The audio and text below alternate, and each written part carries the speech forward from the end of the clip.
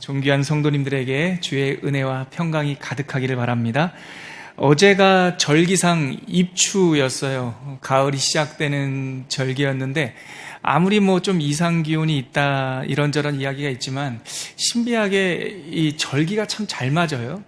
그런데 아직까지는 입추지만 내일이 또 말복이지 않습니까? 아직까지는 더위 처음 듣는 학사 요즘에 절기 잘 안 지키죠. 그렇지만 이 조상들의 이 농사와 관련된 절기가 우리에게 이 1년의 리듬을 좀 알게 해주는 것 같아요. 그래서 가을에 들어섰지만 아직 더위가 다 꺾이지 않은 듯한, 여전히 우리는 뜨거운 여름을 보내고 있습니다. 그리고 1년 연중 흐름으로 보면 32주차입니다. 성경 통독을 꾸준히 하다 보면 제가 가끔 이런 말씀 드리는데, 이 성경 읽기, 통독 일정과 1년의 생활 리듬이 이렇게 맞아서요, 지금 몇 주차 지나고 있다 그러면 계절을 저는 분별할 수가 있어요. 그게 숫자가 어렵지가 않습니다. 여러분, 1년이 52주잖아요. 52주 중에 30주차를 시작할 때 선지서를 읽습니다. 거의 똑같아요. 개별 통독, 빨간 휴일날, 국공 휴일날 개별 통독이 있어서 하루 이틀 차이가 날 뿐, 거의 30주차는 7월 마지막 주거든요. 7월 마지막 주차에서 3자가 딱 붙으면 야, 이거 여름이 시작됐다. 7월 말부터 뜨거운 여름이 시작됐다와 동시에 성경 읽기에서 가장 어려운 구간이라고 할 수 있는 선지서, 이사야서 읽기가 시작이 돼요. 그리고 그 선지서가 말라기까지 구약 성경을 마무리하는 선지서가 몇 주차 때 끝나는 줄 아세요, 여러분? 39주차 때 딱 끝나요. 그리고 새로운 숫자 4자가 앞에 딱 달리는 40주차가 언제냐면 10월 첫 주예요. 10월 첫 주가 되면서 잠자리들 날아다니고 코스모스 피고 선선한 바람 불면은 이제 은혜로운 마태복음을 읽기 시작을 하죠. 그게 1년의 리듬이에요. 오늘이 이번 주가 32주 차면은 아직 여전히 뜨겁고 쉽지 않은 선지서를 지나고 있다, 이렇게 파악할 수가 있습니다. 그래서 이번 주 연중 32주 차 되는 이번 주는 선지서의 첫 번째 책인 이사야서가 끝나고 두 번째 책 예레미야 통독이 시작되는 주간이 32주차입니다. 오늘까지 일정에 따라서 우리가 이 수요 예배가 주중에 가운데 있어서 오늘까지 예레미야 6장을 읽었어요. 그리고 내일부터 다음 시간 만나게 될 다음 주 수요일까지 예레미야 27장까지 읽을 예정이에요. 지난주에 우리 고민수 목사님이 이사야 뒷부분을 이렇게 나눠주셨는데요. 그리고 예레미야 개요 앞부분을 살짝 이렇게 언급해 주셨는데, 오늘 본격적인 예레미야서를 읽기 시작하는 32주차, 오늘은 예레미야서 전반적인 그 주제를 한번 살펴보려고 그래요. 그래서 저자에 대해서, 그리고 이 책의 주제는 뭘까, 메시지는 뭘까, 그리고 우리가 성경 읽기를 하는데, 이 수요 예배를 통해서 성경 읽기를 도와드리는데, 제가 이 선지서를 읽기에 도와드릴 수 있는 최선의 방법은 이 방대한 분량의 선지서의 구조를 좀 알려드리는 겁니다. 그러면 벌써 이사야서도 66장, 굉장히 큰 성경이고요. 예레미야서도 52장이어서 거의 2주 반을 읽게 되잖아요. 그래서 큰 분량에 여러분들에게 이 책의 이 목차라든가 구조를 알려드리면 읽으실 때 좀 도움이 되고, 오늘 이 예배가 마칠 때 여러분들은 내일부터 다시 7장부터 한번 이렇게 읽어봐야지라고 새로운 깨달음이 있을 거라고 기대합니다. 그래서 저는 오늘 이 책의 저자, 그리고 주제, 그리고 구조를 대략적으로 살펴보고, 이 예레미야서 전체를 한 번에 보여주는 이 단락이 있어요. 이 말씀, 이 부분, 그것이 바로 오늘 우리가 주보에 나갔던 예레미야 20장입니다. 20장 7절로 11절. 오늘 이 본문을 가지고 여러분들에게 하나님의 메시지를 설교로 전하고, 오늘 예레미야 20장 7절부터 11절은 예레미야서 전체의 주제를 아주 선명하게 보여줘요. 우리 그럼 먼저 오늘 본문을 함께 읽고 오늘 예레미야서 개요와 메시지를 함께 나누도록 할게요. 예레미야 20장입니다. 예레미야서 전체를 잘 대표적으로 보여주는 본문, 예레미야 20장 7절부터 11절까지 말씀 찾아오셨을 텐데요. 우리 한 목소리로 자막도 보시면서 함께 읽겠습니다. 시작. 여호와여, 주께서 나를 권유하심으로 내가 그 권유를 받아싸우며 주께서 나보다 강하사 이기셨으므로 내가 조롱거리가 되니 사람마다 종일토록 나를 조롱하나이다. 내가 말할 때마다 외치며 파멸과 멸망을 선포함으로 여호와의 말씀으로 말미암아 내가 종일토록 치욕과 모욕거리가 됨이니이다. 내가 다시는 여호와를 선포하지 아니하며 그의 이름으로 말하지 아니하리라 하면 나의 마음이 불붙는 것 같아서 골수에 사무치니 답답하여 견딜 수 없나이다. 나는 무리의 비방과 사방이 두려워함을 들었나이다. 그들이 이르기를 고소하라, 우리도 고소하라 하오며 내 친한 벗도 다 내가 실족하기를 기다리며 그가 혹시 유혹을 받게 되면 우리가 그를 이기어 우리 원수를 갚자 하나이다. 그러하오나 여호와는 두려운 용사 같으시며 나와 함께 하심으로 나를 박해하는 자들이 넘어지고 이기지 못할 것이오며 그들은 지혜롭게 행하지 못함으로 큰 치욕을 당하오리니 그 치욕은 길이 잊지 못할 것이니이다. 아멘. 방금 제가 앞서 말씀드렸지만 우리가 읽었던 이 5구절, 예레미야서 20장에 나오는 이 5구절은 예레미야 전체 이 방대한 시간으로 따지면 48년간 전하는 이 사역을 52장에 딱 모아놓고 있거든요. 그의 48년의 선지자 사역을 한마디로 아주 생동감 있게 보여주는 것이 이 5절입니다. 그럼 먼저 우리가 이 내용 속에 담겨있는 메시지를 나누기 전에 예레미야서 개요 한번 살펴보죠. 저자가 누굴까? 선지서들은 대부분 그 선지서를 기록한 선지자의 이름을 책 제목으로 삼고 있어요. 그래서 지난주까지 살폈던 이사야는 말 그대로 이사야 선지자가 저자였죠. 그리고 그의 이름이 아주 신묘하게도 선지자의 이름은 그 선지자가 전하고자 했던 메시지를 드러내요. 우리 지난주 거 잠깐 복습하면 이사야 무슨 뜻이라고 그랬죠? 이름이 야라고 하는 말은 여호와라는 뜻이고 이샤라고 하는 말은 구원이라는 뜻이에요. 그래서 여호와는 우리의 구원이시다, 나의 구원이시다라는 뜻이죠. 그러니까 우상이 만연했던 그 시대에 여호와만이 하나님이다라는 것을 선지자는 그의 이름으로 또 그의 사역을 통해서 우리에게 전해주고 있죠.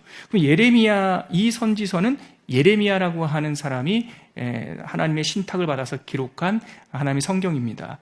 예레미야는요, 아마도 10대 때 좀 더 위험성을 무릅쓰고 추정하는 학자들은 18살쯤으로 이렇게 추측을 해요. 아무튼 정확하게 몇 살이다, 정확하게 특정할 수는 없지만 대부분의 우리 학자들은 10대 때 빠른 나이에 부름을 받아서 48년을 이 목회를 한 걸로, 이 사역을 한 것으로 추정을 합니다.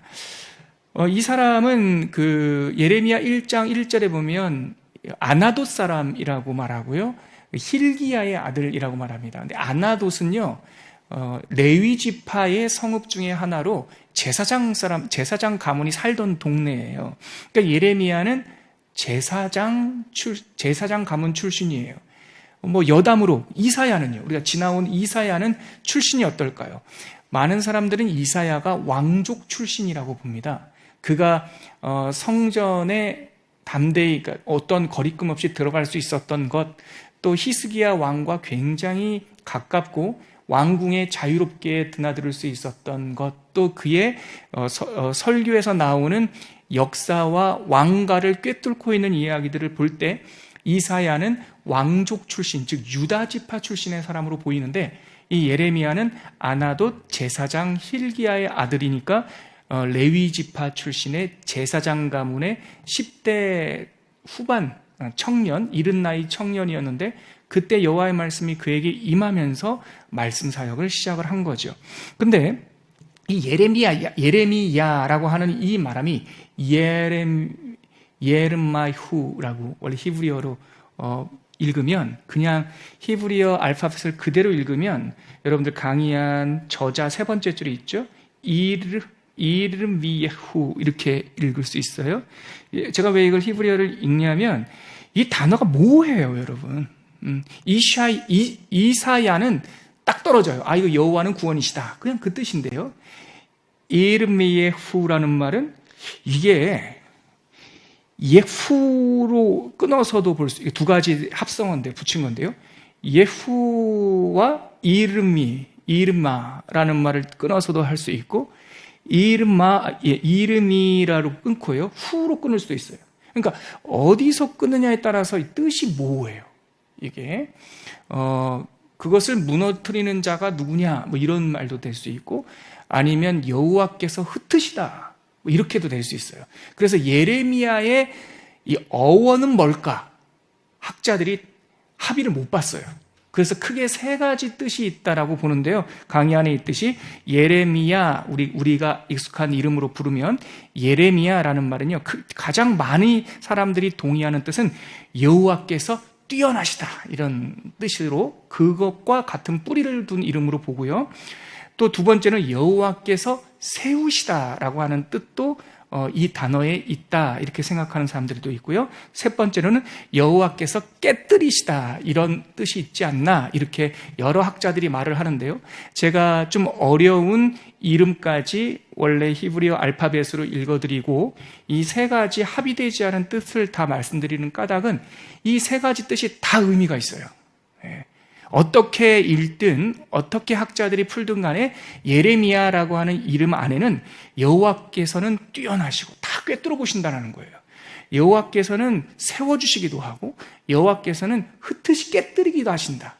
이게 이 세 가지 다양한 이름의 뜻이 이 예레미야서의 주제예요.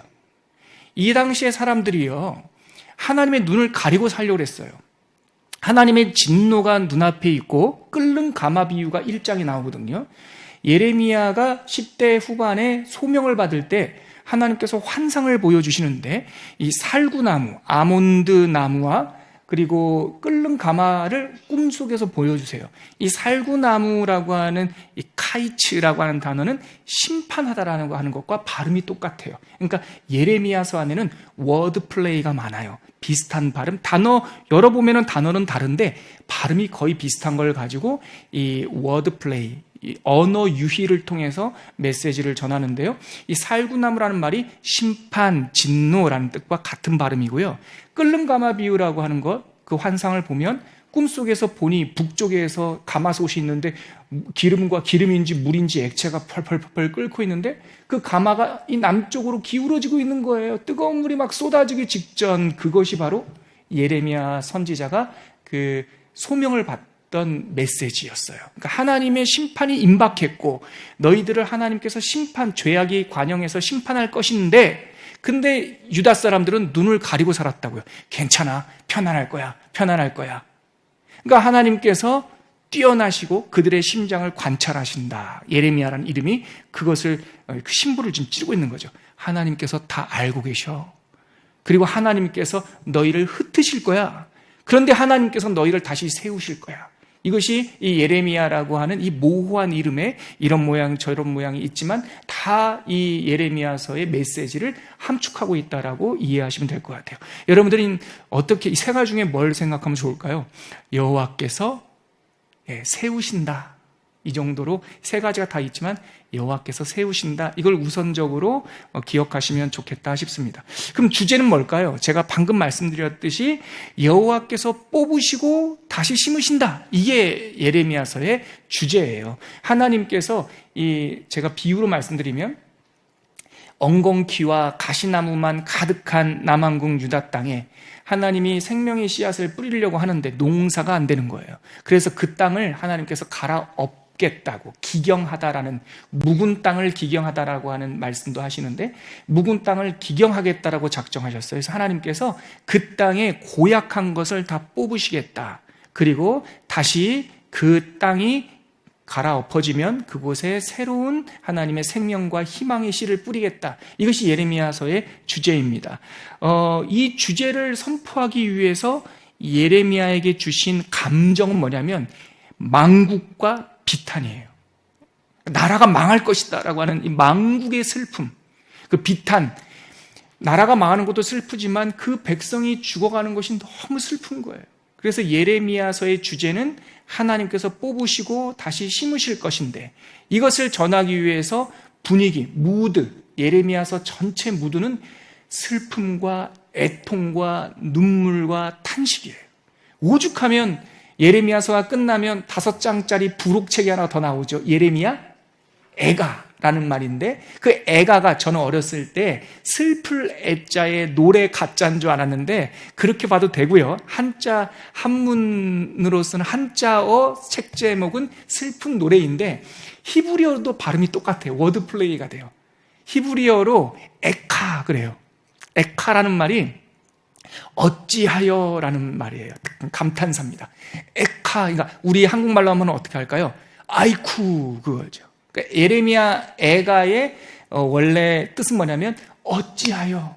5장짜리 그 책을 통해서 슬픔의 노래를 따로 묶을 정도로 예레미야서는 슬픔과 비탄의 정서가 있다. 그래서 정신 차리고 읽지 않으면 하나님의 희망의 메시지, 미래 희망의 메시지를 붙잡지 않고 읽다 보면 일주일 동안 우울할지도 몰라요. 그러니까 오늘 여러분 수요 강좌를 꼭 들으시고, 이게 어떤 터널을 지나고 있고 이 터널 끝에는 하나님께서 반드시 희망을 주신다라고 하는 큰 주제를 가지고 예레미야서를 차근차근히 읽으면 우리 넉넉하게 우리가 또 은혜 받으면서 읽을 수 있다고 생각을 해요. 그러면 구조는 어떻게 되어 있을까? 주제는 아까 방금 말씀드렸고요.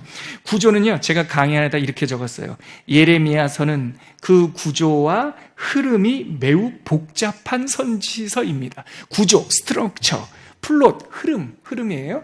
그러니까 구조가 있고 그 구조를 쭉 이어서 전개하는 플롯, 흐름이 있는데 이게 복잡해요. 제가 결론부터 말씀드리면, 그래서 예레미야서는요 52장을 하나의 이야기로 읽으면 힘들어요.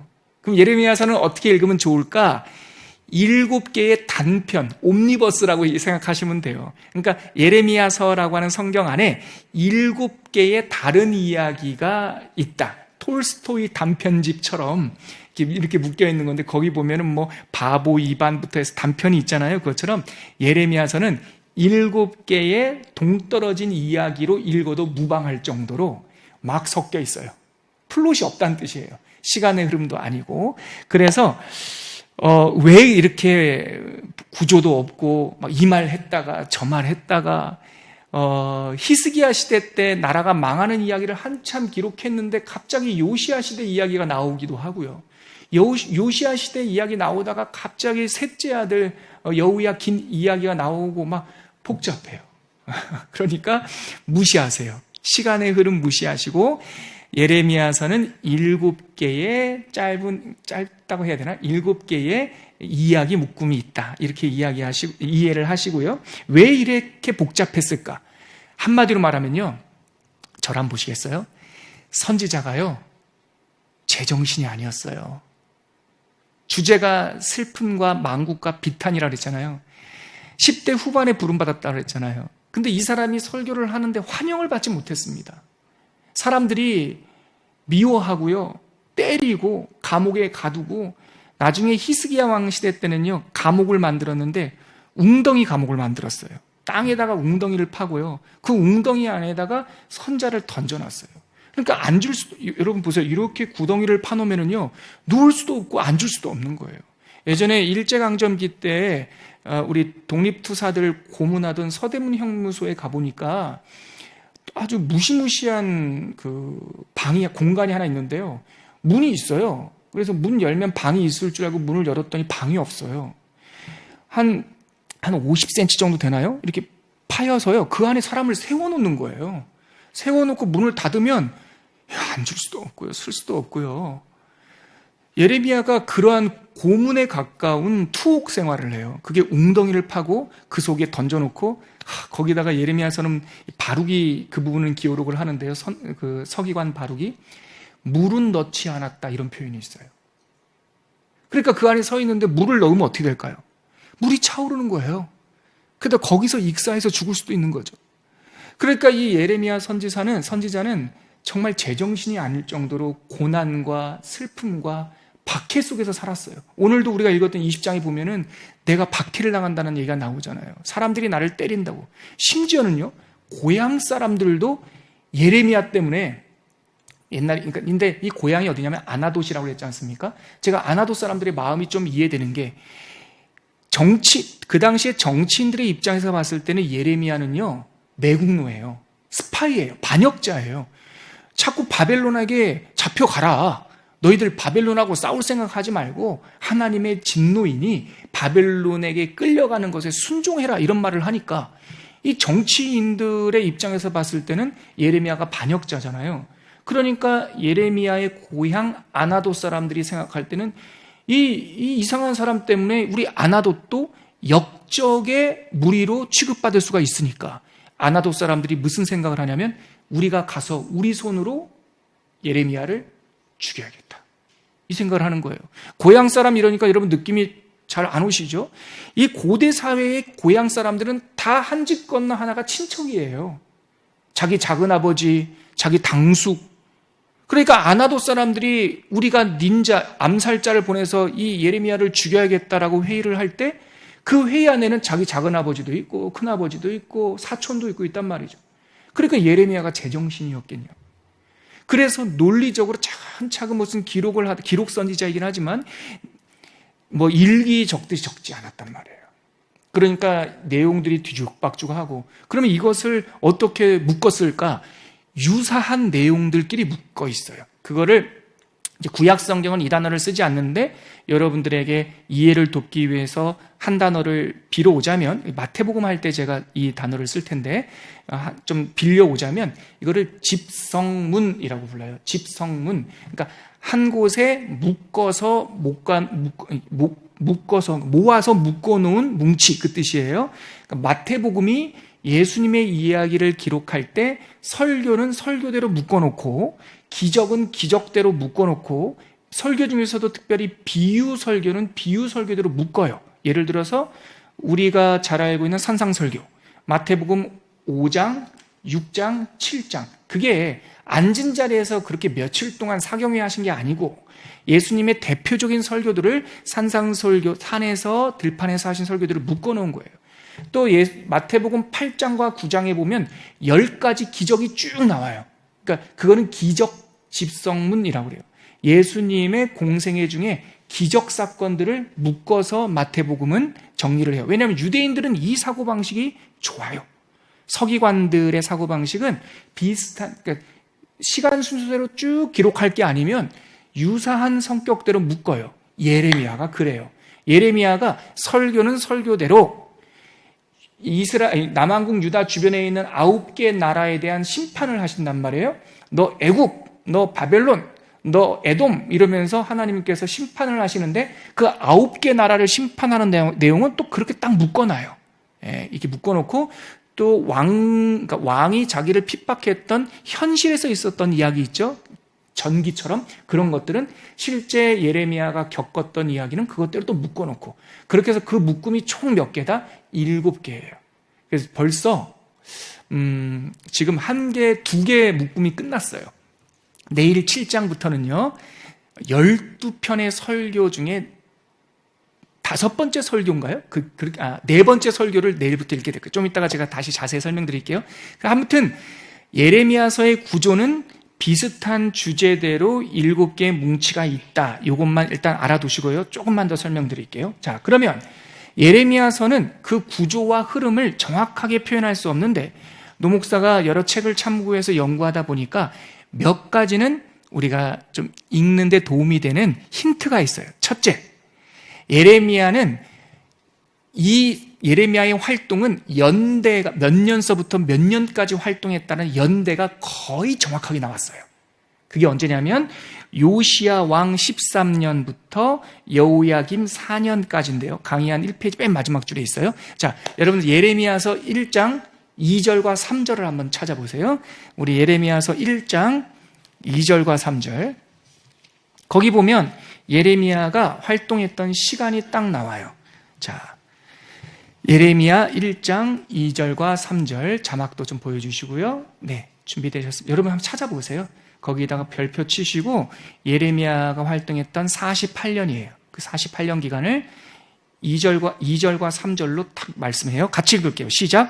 아몬의 아들 유다 왕 요시야가 다스린 지 13년에 여호와의 말씀이 예레미야에게 임하였고, 요시야의 아들 유다 왕 여호야김 시대부터 요시야의 아들 유다 왕 시드기야 11년 말까지 곧 5월에 예루살렘이 사로잡혀 가기까지 임하니라. 이게 무슨 요시야 13년, 시드기야 11년 이러니까 우리는 서기 1900 몇 년 이걸로 익숙하니까 잘 느낌이 안 오는데 이게 연대를 알 수가 있어요.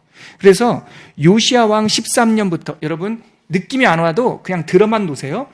예레미야는 언제부터 언제까지 활동했습니까? 요시야 왕 13년부터 시드기야 11년, 즉 11년 5월은 남왕국 유다가 완벽하게 멸망하는 해 그 달이에요.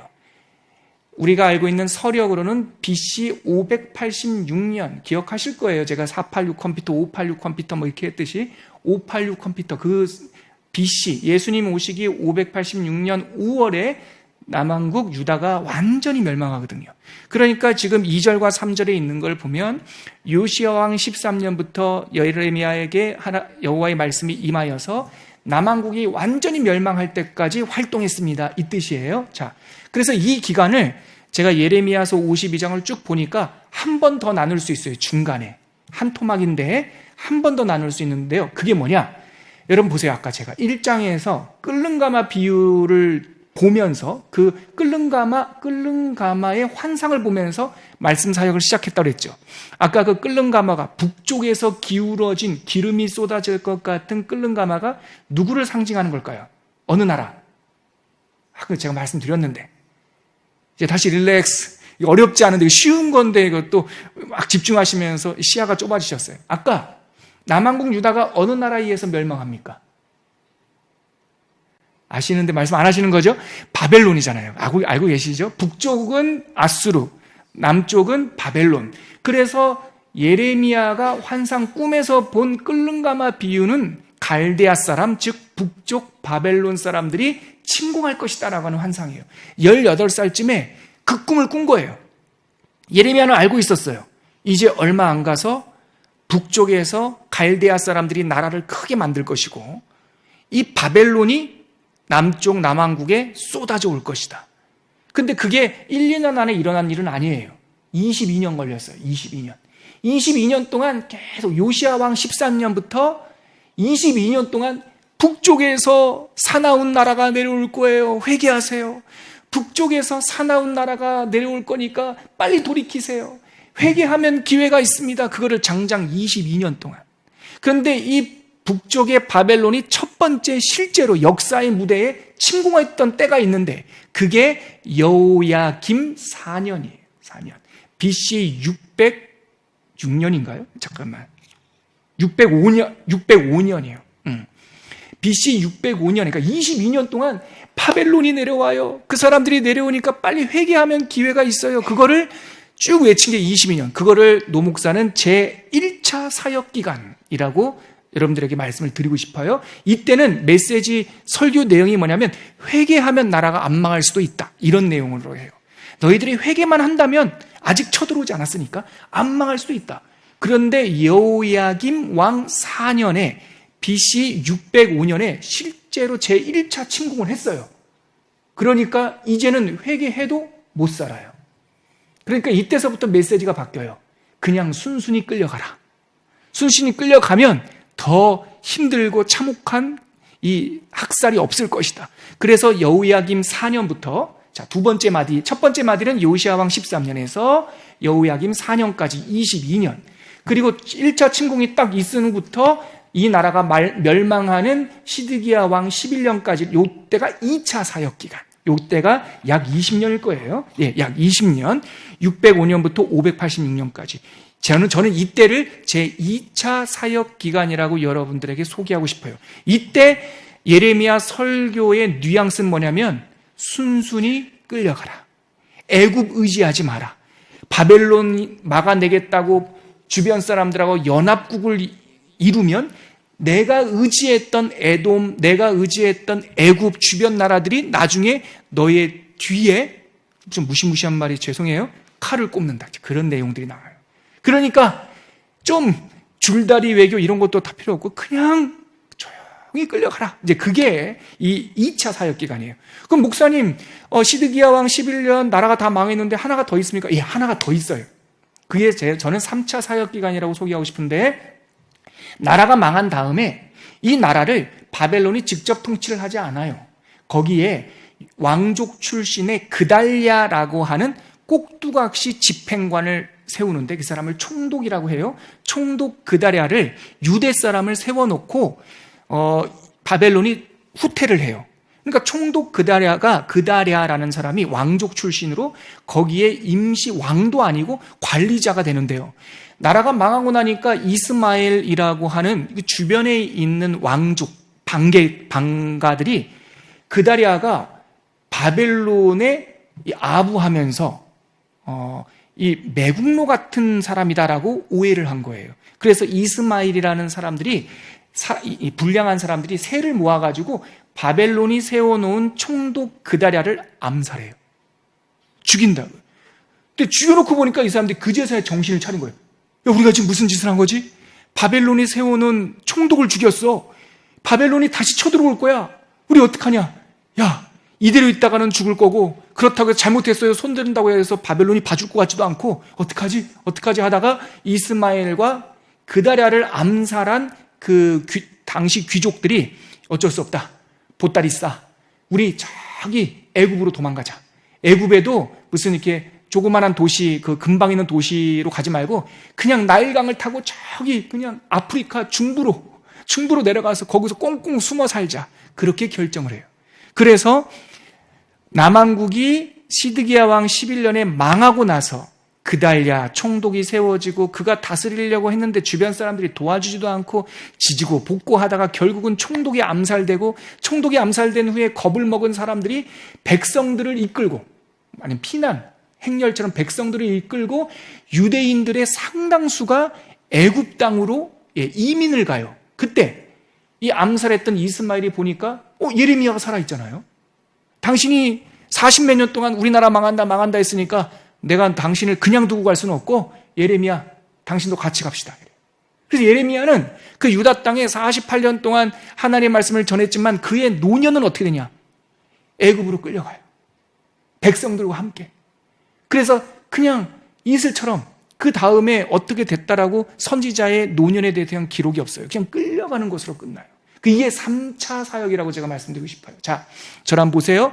예레미야서는 복잡해요. 구조도 알 수 없어요. 그런데 제가 추정할 수 있는 시간, 요시야 왕 13년부터 남왕국이 망하는 이 48년의 기간을 세 마디로 나눠서 여러분들에게 메시지의 성격을 한번 말씀드리고 싶은데, 먼저 제1차 사역기간 바벨론이 쳐들어오기 전까지는 회개하라. 회개하면 하나님의 진노가 피할 수도 있다. 이런 뉘앙스로 1차. 2차 사역기간은 바벨론이 실제로 쳐들어와서 야, 이제는 끝났어. 하나님의 진노의 종은 울렸어. 이제는 반항하지 말고 순순히 끌려가는 것이 백성도 안 죽고 더 이상 학살을 당하지 않아. 이게 2차 사역. 3차 사역은 이제 남왕국이 완전히 망한 다음에 순순히 시간을 기다리고 70년이 지나면 이 땅에 포로가 다시 돌아올 거니까 우리 여기서 하나님의 때를 기다립시다 했을 때 이스마엘과 불량한 사람들이 총독을 죽이고 그래서 선지자까지 애굽으로 끌고 가는 이 기간을, 이게 한 6년 정도 돼요. 6, 7년. 이 기간을 3차 사역, 이렇게 여러분들에게 소개하고 싶어요. 그래서 앞으로 성경을 읽으실 때 이 뉘앙스가 어떠냐에 따라서 이게 대략 이때쯤이겠구나 우리가 추정을 할 수가 있죠. 그래서요, 구조 제가 보면은 강의 한 2페이지 보면 이 방대한 분량을 방금 말씀드렸듯이 7가지 스토리, 작은 스토리 묶음으로 나눌 수 있다. 자, 첫 번째 묶음은요, 한 장짜리예요. 딱 우리 이미 읽었어요. 월요일 날 선지자 예레미야의 소명 이야기, 제가 방금 말씀드렸던 힐기야의 아들로 선지자 예레미야가 하나님의 말씀을 받았고 그가 꿈을 꿨다, 그런 내용이 1장, 그게 첫 번째 책이고요. 서론. 자, 그 다음에 가운데, 그리고 끝에부터 얘기할게요. 맨 마지막 52장, 그것도 부록이에요. 그러니까 앞에도 1장, 저 한번 보시겠어요? 그거 잠깐만 눈으로 보시고 저 한번 보세요. 52장이 큰데 7마디로 나눈다. 이렇게 먼저 보세요. 앞에 한 장, 뒤에 한 장. 이것은 서론, 이것은 부록. 부록은 뭐냐? 서로는 자기 소명장.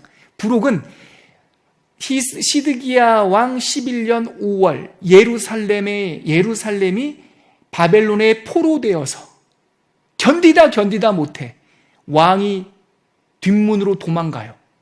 그리고 바벨론 군대가 예루살렘 성으로 진격해 들어오면서 뒷문으로 도망간 시드기야 왕이 잡혀요. 근데 그때 그 잡히는 밀고를 누가 했냐? 에돔 사람들이 해요. 에돔 사람이 누구냐면 시드기야 왕과 함께 바벨론 막아보자라고 동맹을 맺었던 그 사람들이, 예레미야가 그랬거든요. 사람 의지하지 말라. 사람 의지하면 그 사람이 너의 뒤를 찌를 것이다. 갈대처럼 똑같은 일이 일어나요. 시드기야 왕이 도망갔거든요. 광야를 지나서 저 남쪽으로 도망가려고 했는데 에돔 사람이 가가지고 쟤 저기 도망가요 알려줘가지고 시드기야 왕이 잡혀와요. 그 보는 앞에서 왕자들이 다 죽어요.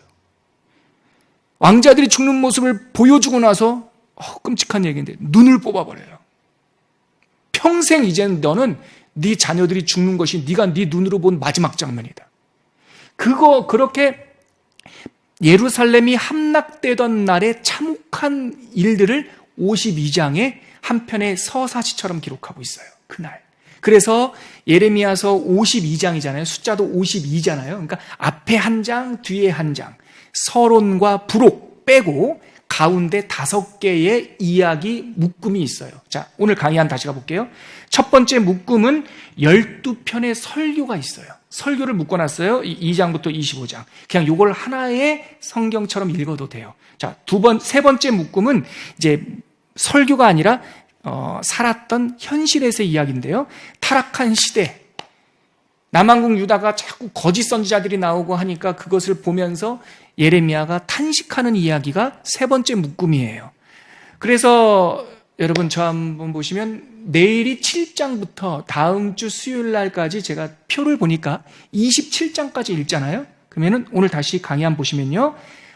내일부터 다음 주 수요일까지는 두 번째 책 묵시 12편 설교를 읽다가 다음 주 수요일쯤 되면 다시 예레미야의 현실에서의 삶을 잠깐 보다가 수요일 날 다음 주에 이제 고 목사님 또 만나시겠네요. 이제 그거예요. 어떤 흐름인지 아시겠죠? 이제 내일부터 다음 주 수요일까지는 예레미야의 12편 설교를 읽는 주간이다. 그렇게 생각하시면 돼요. 그리고 나서 그 선자의 탄식이 29장까지 끝난 다음에 다시 한번 또 환상을 봐요. 그 환상이 하나님의 미래에, 이렇게 하나님께서 뽑으신 후에 미래에 다시 이 땅에 사람들이 살고 또 백성들이 집을 짓고 하나님의 이름을 부르는 백성들의 예배가 회복될 것이다 라고 하는 내용들이 네 번째 묶음이에요. 그게 30장에서 33장.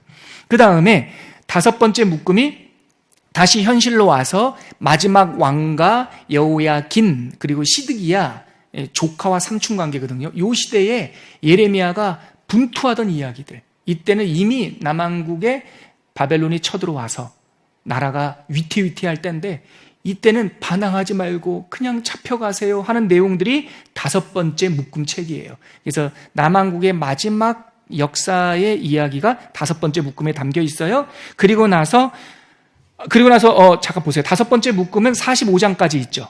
이 45장 안에 뭐가 포함되냐면 나라는 망하고 총독 그다랴가 세워지고 이스마엘이 총독을 죽이고 하는 그 지지고 볶고하는 마지막 제3차 사역도 여기에 있어요. 42장에. 아무튼 그렇게 마지막 나라가 멸망할 때에 고생했던 이야기가 이 다섯 번째 묶음이 있고요. 이렇게 나라가 다 멸망한 후에 여섯 번째 묶음은 아까도 말씀드렸듯이 남왕국 유다를 중심으로 그 주변에 있었던 9개 나라에 대해서 하나님께서 심판하는 설교들이 9편의 설교가 여섯 번째 묶음으로 있으면서 맨 마지막 52장 부록이 딱 나와요. 그래서 여러분들 그 성경을 읽으실 때 이제 앞으로 내일부터 예레미야 읽으실 때 이 7가지 묶음을 참고하셔서 내가 지금 어디쯤 가고 있을까 이걸 참고하시면서 성경을 읽으시면 흥미 있게 읽을 수 있고요. 이거를 조금 더 도와드리기 위해서 일단 요금을 도와드리기 위해서 강의 한번 보시면 3페이지와 4페이지에 제가 2페이지짜리 제가 방금 말씀드렸던 7개의 부록을 조금 더 자세하게 여러분들 성경 읽을 때 도움이 되시라고, 아니 12편의 설교를 했는데 그 12편은 각각 어디서 어떻게 나눠져요? 그러면은 이 목차를 보시면 첫 번째 설교, 두 번째 설교, 세 번째 설교, 네 번째 설교 이렇게 다 제가 구분을 정리를 해놨어요. 그러니까 이거를 보시면서 성경을 읽으시면 도움이 될 것이다 이렇게 보고요. 하나만 더 도움을 드린다면, 이제 여기 이 예레미야가 상대했던 왕들이 요시야 왕, 또 여호아하스, 여호야김, 시드기야 5명 왕이 나와요. 5명 왕이 나오는데 이 왕이 다 요시야라고 하는 좋은 왕의 아들 손자예요. 그래서 이름도 비슷하잖아요. 여호야김, 여호아하스 이래서 막 헷갈리거든요. 요 족보를 하나, 요 가계도를, 가문의 가계도를 한번 보시면 여호야김, 요시야 아들이구나.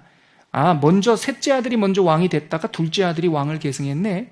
그리고 여호야김이 죽고 나서 그의 아들 여호야긴이 왕을 계승했다가 웬일로 여호야긴이 끝나고 그의 삼촌이 왕이 되네. 이런 거를 이렇게 이 도표 밑에 스룹바벨, 나중에 돌아오는 포로 귀환하는 사람 이름도 2사람 이렇게 담아놨는데, 밑에 파란색으로 되어 있는 스알디엘, 스룹바벨은 신경 쓰지 마시고요. 요시야, 여호야김, 여호아스, 시드기야, 여호야김 요 5명만 딱 알아도 이게 외울 필요 없고요. 그냥 이 도표를 갖다 놓고 성경 읽으시다가 시드기야가 누구야? 마지막 19대 왕이구만. 끝나는구만. 여호야김 누구야? 이때 바벨론 1차 침공이 있었네. 이렇게 참고하시면서 읽으시면 도움이 된다. 여기까지 제가 여러분들이 읽으실 때 도움이 되는 개요를 설명을 드렸고요. 자, 오늘은 이제 끝으로 제가 아까 우리가 읽었던 예레미야 20장에 있는 그 5절 말씀, 이 5절이 예레미야서 전체의 핵심 메시지라고 했는데요. 강의 안에는 없습니다. 여러분들에게 제가 그 구절에 담긴 메시지를 여러분들에게 전하고 오늘 예배를 마무리하려고 하는데요. 제가 오늘 설교 제목을, 주보를 보셔도 알 텐데요.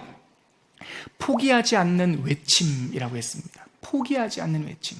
예레미야 선지자의 48년의 사역을 보면 정말 포기하지 않는 하나님의 사랑을 알 수가 있어요. 그 사랑은 정말 불처럼 타오르는 사랑이에요. 아픈 사랑이에요. 너무나 말을 안 들으니까, 정말 말하는 대로 정반대로만 가니까 예레미야를 통해서 하나님의 심정이 투영되는 거예요. 이렇게 큰 52장이라고 하는 예레미야의 큰 이야기 속에서 오늘 우리가 읽은 예레미야 20장 7절로 11절까지 말씀은 하나님을 향해서 예레미야가 탄식하는 부분이에요. 내용이 뭐냐? 자신의 심정이 슬픕니다. 하나님, 나 못 살겠어요. 이러면서 제가 예전에 설교 제목으로 썼던 건데, 여호와 앞에 울다. 딱 그 제목과 그 문장과 어울리는 거예요. 예레미야가 여호와 앞에서 털썩 주저앉아서 하나님, 진짜 못 살겠어요. 마치 저는 이 부분을 읽으면 예수님의 겟세마네의 기도가 떠올라요. 예레미야는 참 어려운 삶을 살았어요. 제가 아까 말씀드렸듯이 그는 10대 후반으로 추정되는 어린 나이에 부름을 받았고, 백성이여 회개하라, 하나님의 통치에 순종하라, 순순히 끌려가라, 이런 메시지를 전하니까 백성들이 좋아하질 않았어요. 그래서 그를 향한 반대가 얼마나 많았던지 예레미야서에서 자주 나오는 표현이 있는데, 사방으로 두려움이라는 말이 많이 나와요. 사방으로, 우리식으로 말하면 사자성어가 뭐가 있죠? 사면초가였어요.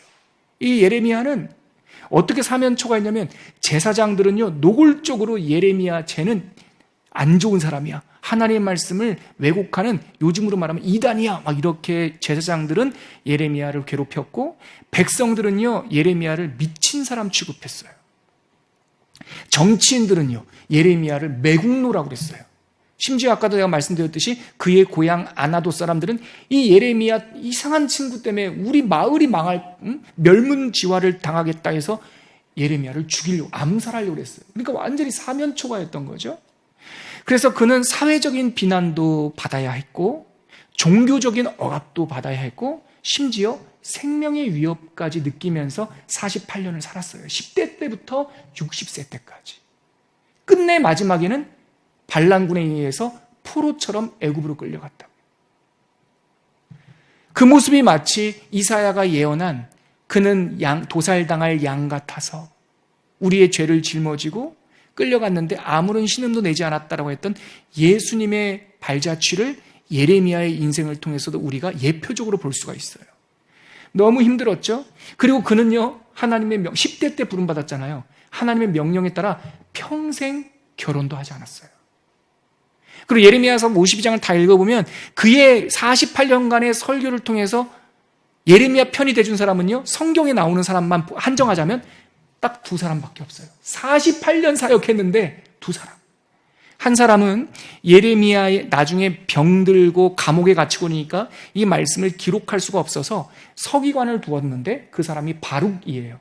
바룩은 예레미야가 말해주는 이야기들과 예레미야가 겪었던 삶을 글로 기록하는 서기관이었고요. 한 사람은요, 에디오피아 출신의 환관이었던 에벳멜렉, 38장과 39장에 나와요. 이 사람만, 회심도 아니고 에벳멜렉만 예레미야의 말에 귀를 기울여요. 외국인이. 그러니까 자기의 글을 기록해주는 서기관과 에디오피아 출신 에벳멜렉 2사람 빼놓고는 어떤 누구도 예레미야 편이 없었어요. 너무나 힘들었겠죠. 하루도 편할 날이 없었던 날 중에서 예레미야는요, 그 당시에 제사장 밧수훌이라는 사람한테 붙잡혀요. 근데 이 밧수훌을 제사장이라고 안 불러요, 예레미야는. 우리 지금 개역개정 이성경에는 총감독이라고 하는데요. 우리 그 부분, 오늘 읽었던 20장이잖아요. 오늘 본문이 20장 1절로 한번 가보세요, 여러분. 오늘 7절 읽었는데요. 20장 1절 한번 가보시면 같이 한번 읽어볼까요? 예레미야 20장 1절 시작. 임멘의 아들 제사장 밧수울은 여호와의 성전의 총감독이라. 이 총감독이라는 말을 옛날에는 유사장이라고 번역되어 있었어요. 그러니까 제사장인데 제사장이 아닌 거예요. 이 사람은 성전 관리인, 행정 공무원처럼 묘사하고 있어요.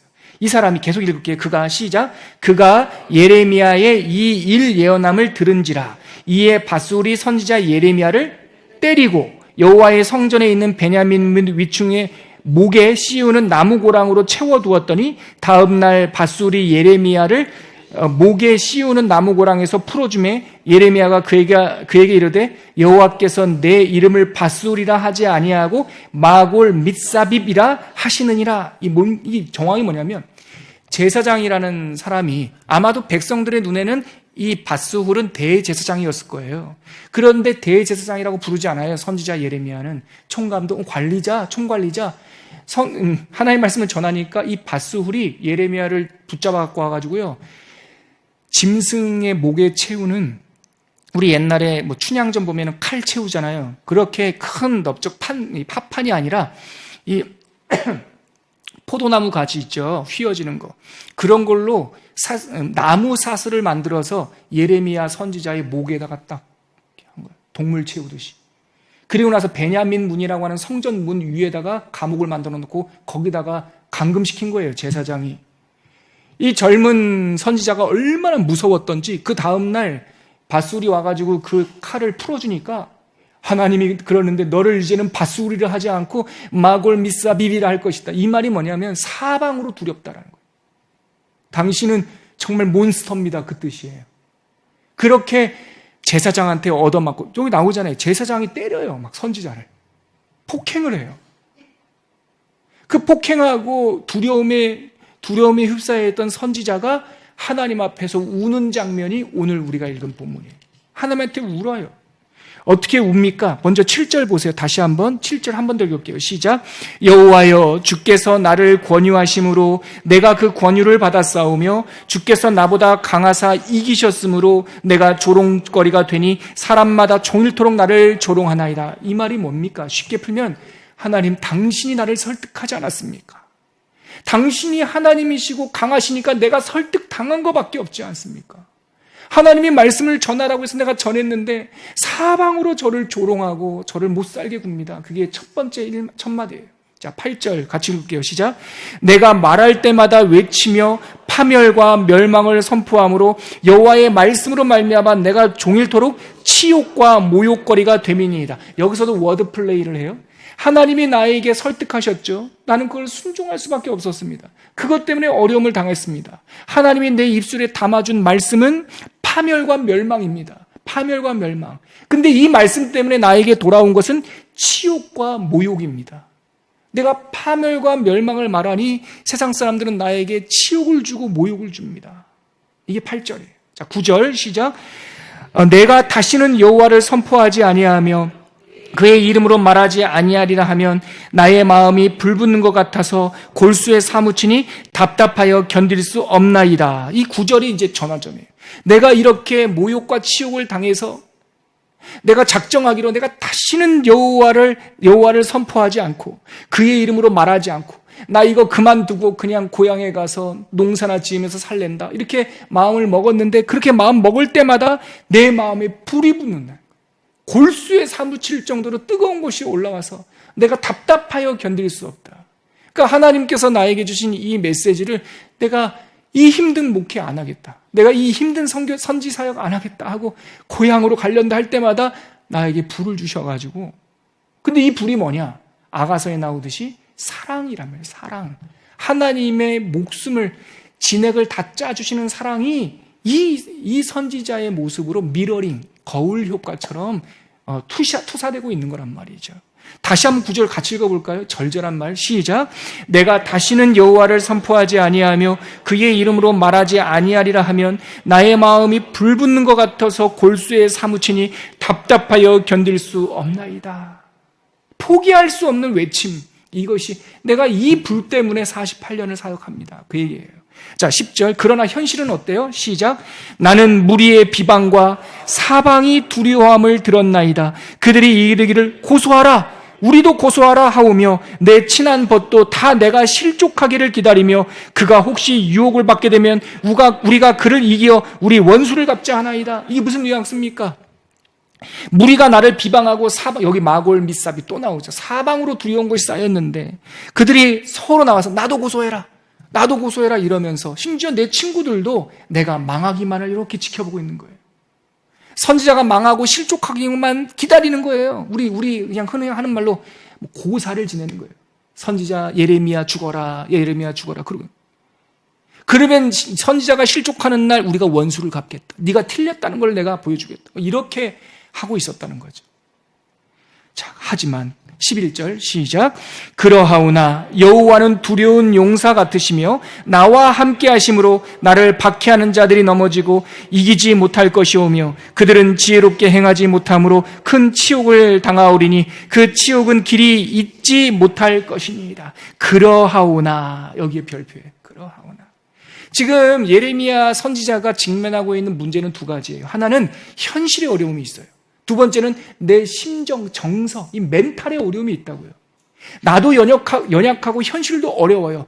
그러하오나, 하나님 그러하오나 여호와는 용사 같은 하나님이시라. 하나님이 나와 함께 하시면 내가 이 난관을 극복할 것이고 많은 사람들이 지혜롭지 못하게 행할 것이므로 그들이 실족해서 여호와의 오름이 드러날 것이다. 여기서 여러분 우리 하나 별표 치면서 기도 제목으로 삼았으면 좋겠는 구절이 지혜롭게 행하게 하소서라는 거예요. 여러분, 성령이 임재하시면 성령은 지혜의 영이에요. 우리가 기도할 때 하나님 나에게 지혜를 주십시오. 우리에게 은사를 구하는 사람들이 많아요. 방언의 은사, 치유의 은사, 재물의 은사, 학습의 은사, 여러 가지 은사들이 있는데 여러분, 은사로 덧새 마시기 전에 꼭 먼저 구해야 될 것은 지혜로움이에요. 지혜가 임하면 하나님께서 특별한 은사를 먼저 주시기 전에 내 삶에 많은 문제가 해결이 돼요. 많은 문제가. 제가 우리 청년들, 학생들 놓고 기도할 때 성령께서 함께 하시사 지혜와 명철을 주시며 그 기도가 이 말씀에서 나온 거예요. 세상 사람들이 왜 넘어집니까? 환난이 있어서 넘어지는 게 아니에요. 지혜가 부족해서 넘어지는 거예요. 그러면 반대 바꾸면요, 어떻게 하면 우리가 바르게 설 수 있습니까? 첫 스타트를 걸 수 있습니까? 성령의 지혜가 임하면 이제 우리가 믿음의 여정을 떠날 수가 있는 거예요. 예레미야가 그 얘기를 해요. 그러하오나 용사와 같은 여호와 우리 하나님은 나와 함께 하셔서 나를 지혜롭게 하실 것이다. 이것이 바로 예레미야의 결단이었고 이 믿음과 사랑으로 48년의 성무, 거룩한 선지자 사역을 완수하게 돼요. 제가 아까 지나치듯 말씀드렸는데 이 골수에 사무치는 하나님의 열정이 뭘까요? 성경은 그것을 사랑이라고 그래요. 사랑. 우리 지난번 에바 전도사님을 통해서 아가서 풀었는데 그 아가서의 핵심 구절이 있어요. 우리 그 구절 한번 찾아볼까요? 바로 아가서 8장 6절이에요. 아가서 8장 6절, 저는 이거를 아가서의 암송 구절로 뽑아서 두 구절 뽑았는데 그 중에 한 구절이에요. 아가서에서 암송한다면 이 구절 하나를 암송하면 참 좋아요. 아가서 8장 6절 자막을 보시면서 같이 한번 읽어볼까요? 시작. 너는 나를 도장같이 마음에 품고 도장같이 팔에 두라. 사랑은 죽음같이 강하고 질투는 스올같이 잔인하며 불길같이 일어나나니 그 기세가 여호와의 불과 같으니라. 지난번 우리 아가서 할 때도 이 도장같이 마음에 품고 도장같이 팔에 새기라 라고 하는 이 말씀이 뭔가 지워질 수 없는 사랑이에요. 그렇게 생겨 먹은 사랑이에요. 우리가 하나님의 사랑을 얘기할 때 제가 자주 쓰는 이 좀 시적인 표현이 있는데 우리는 그렇게 생겨 먹었어요. 우리는 하나님을 배신하게 생겨 먹었어요. 근데 하나님 앞에는 좀 송구스러운 표현이지만 하나님은 우리를 사랑하시게 그렇게 생겨 먹었어요. 그래서 지워지지 않아요.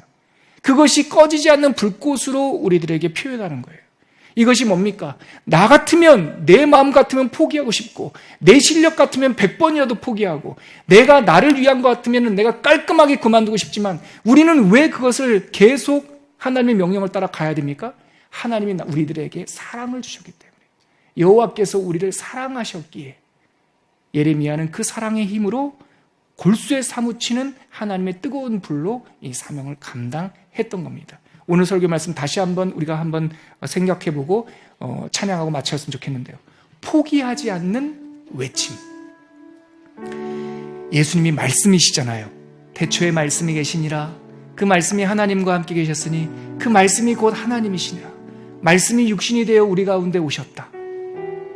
말씀이신 예수님을 한마디로 정의한다면 포기하지 않는 외침. 귀 있는 자는 들으라.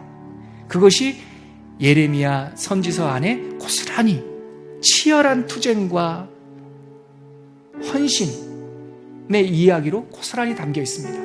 오늘 우리 찬양 같이 올려드리고 기도함으로 오늘 32번째 더 말씀 시간 마무리할 텐데요. 주 사랑이 나를 숨쉬게 해. 우리 가사 생각하면서 찬양하겠습니다.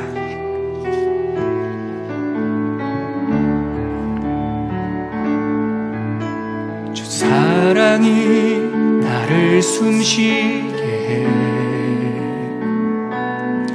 세상 그 어떤 어려움 속에도 주 은혜로 나를 돌보시며 아멘. 세상 끝날까지 지켜주시 주 사랑이 나를 이끄시네. 주 사랑이 나를 이끄시네. 내가 갈 수 없는 그곳으로 아멘. 주의 사랑 나를 붙드시며 세상 끝날까지 인도하시네. 주님만이 내 아픔 아시며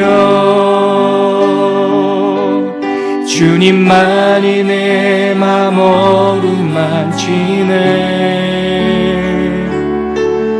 어느 누구도 나를 향하신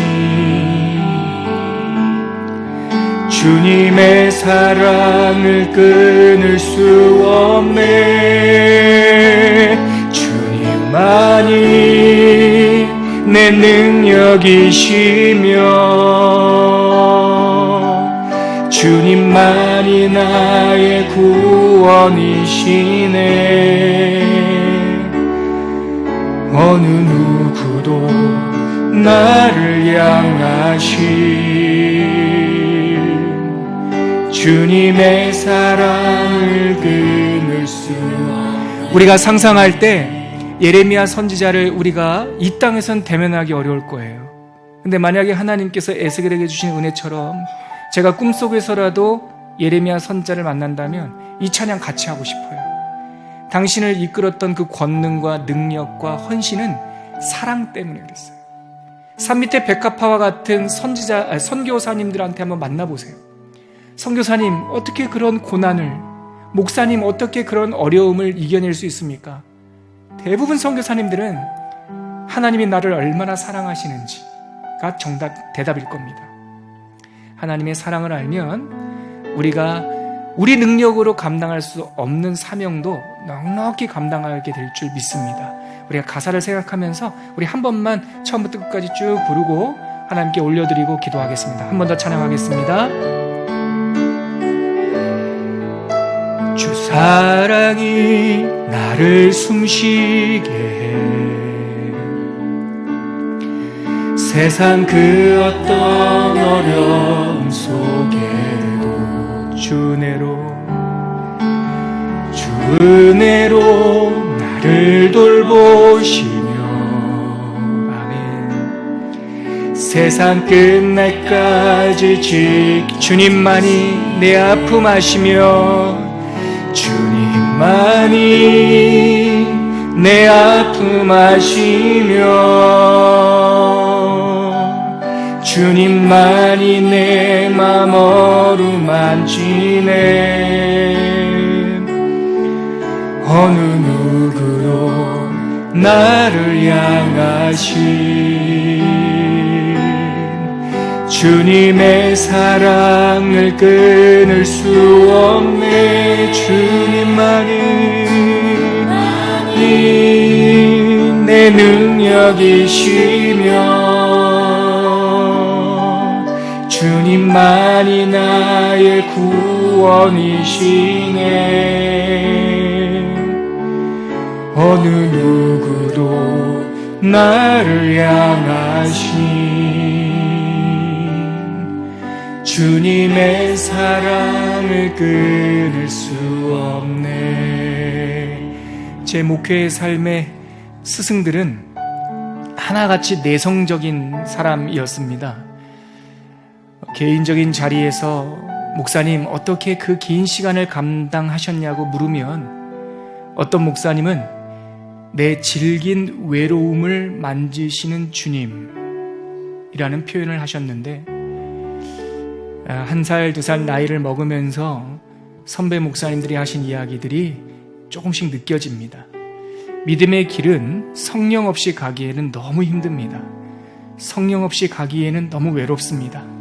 그러니 우리는 능력을 구하기보다 사랑을 구하여야 할 줄 믿습니다. 하나님 사랑해 주시옵소서.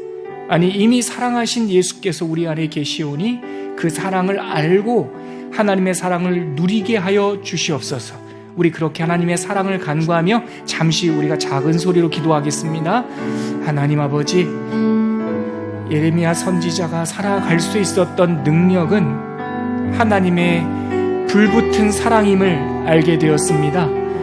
우리 안에 지식의 은사, 우리 안에 삶의 은사, 섬김의 은사, 다양한 곳으로 우리를 세우셨지만 무엇보다 우리의 심장에, 우리의 이성에, 우리의 손과 발에 성령의 불이 붙게 하여 주시옵소서.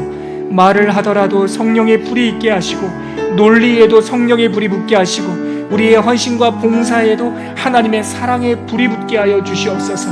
그리하여 내가 다시는 여호와의 이름을 선포하지 아니하며 그의 이름으로 말하지 아니하리라 하면 내 심장이 불 붙는 것 같아서 골수에 사무치니 답답하여 견딜 수 없나이다 하는 예레미야 선지자의 고백이 우리들의 고백이 되게 하여 주셔서 하나님이 이끄시는 그 성령 충만한 삶으로 각자의 사명을 감당할 수 있는 충성된 종들이 될 수 있도록 은혜 내려 주시옵소서.